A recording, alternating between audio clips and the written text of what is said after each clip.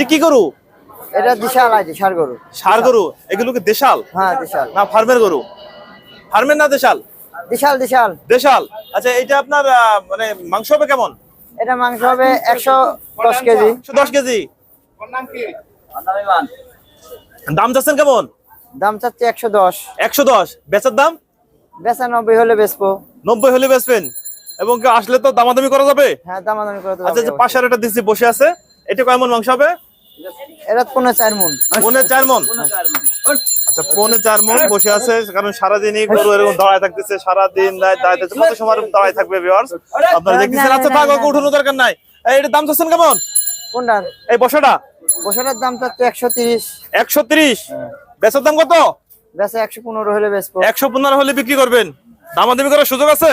দামাদামি করার সুযোগ এখন বাজার দর হলে সুযোগ দেওয়া লাগবে, কাস্টমার আসে। আচ্ছা কাস্টমারের চাপ কেমন? মোটামুটি